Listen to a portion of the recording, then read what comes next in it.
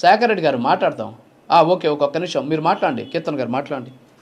నాకు ఇక్కడికి వచ్చినప్పుడు కూడా అడిగారు అధ్యక్ష, చంద్రబాబు నాయుడు గారికి 23 మంది శాసనసభ్యులు ఉన్నారు, ఒక 5 లాగేస్తే ఆయన 18 మంది 17 మంది వస్తారు, అప్పుడు ఆయన ప్రతిపక్ష నాయకుడు స్టేటస్ కూడా ఉండదు, లాగేద్దామని.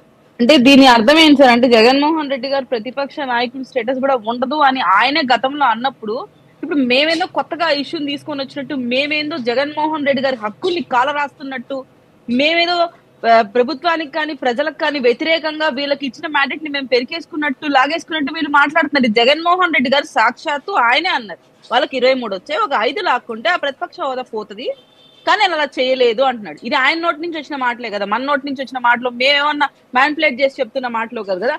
పోనీ యాజ్ పర్ లా అయినా మనం చూద్దాం sir. The leader of the largest opposition party having not less than 1/10 seats of the total strength of the house is recognized as the leader of the opposition party in a house.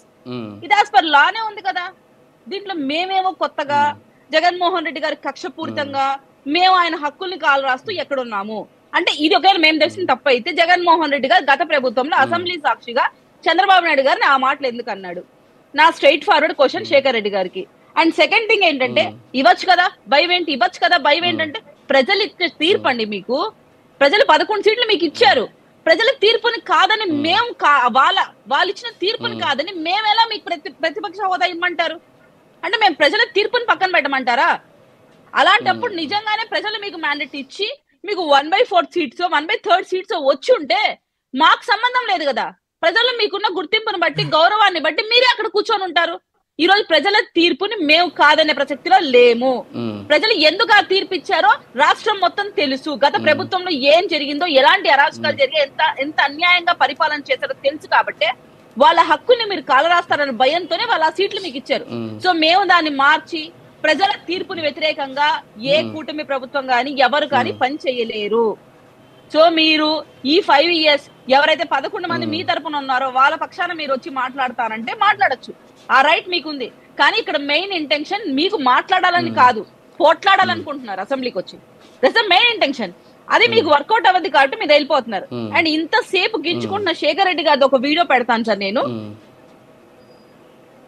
ఆ ఒక్క word అంటే వద్దులండి, గింజుకోవడం అనే words కొంచెం అంటే మాట్లాడండి, చూసి మాట్లాడాలి please. నాడు నేతాజీ సుభాష్ చంద్రబోస్ అర్హుడైతే నేడు జగన్మోహన్ రెడ్డి గారు. ఆ రోజు నాడు నేతాజీకి ఆజాద్ హింద్ ఫౌజ్ అనే ఒక సైన్యం అండగా ఉంటే నేడు జగన్మోహన్ రెడ్డి గారికి అశేష వైఎస్ఆర్ కాంగ్రెస్ పార్టీ అభిమానులు ఒక సైన్యంగా నిలబడ్డారు. ఖచ్చితంగా ఉన్నాం. అలాంటి నియర్లీ 1 minute ఉంది సార్ సార్ మాట్లాడిన వీడియో. బట్ కనీసం అక్కడ ఆయన 15 to 20 minutes కూడా అసెంబ్లీలో లేదు సార్. నిజంగా నాకు చాలా బాధ అనిపించింది. ఎందుకంటే మొత్తం ఎలివేషన్ చూస్తే సార్ది దగ్గర చాలా పెద్ద వీడియో చేస్తున్నారు. జగన్మోహన్ రెడ్డి గారు అసెంబ్లీలో అడుగు పెడుతున్నాడు, అలా మాట్లాడేస్తాడు, ఇలా మాట్లాడేస్తాడు, యావత్ రాష్ట్రం కాదు దేశం ఎలివేషన్ ఇచ్చారు. కానీ ఈయన మాటలు కనీసం ఆయన కన్సిడర్ చేసుకుని ప్రజల పక్షాన ఒక 10-15 నిమిషాలు కూడా కూర్చోలేకపోయారు సార్. ఇటువంటి వాళ్ళు అసెంబ్లీకి వెళ్ళి అంటే సోనియా గాంధీని గడగడలాడించిన జగన్మోహన్ రెడ్డి గారు అనే ఎలివేషన్ కి నిన్న ఆయన చేసిన పనికి ఎక్కడైనా సంబంధం ఉందా? నిజంగా మెడపట్టి తోసేసినా వెళ్ళకూడదు సార్. నాకు 11 సీట్లు ఇచ్చారు, 11 కాన్స్టిట్యుయెన్సీ ప్రజలు నన్ను నమ్మారు, నా ప్రభుత్వాన్ని నమ్మారు.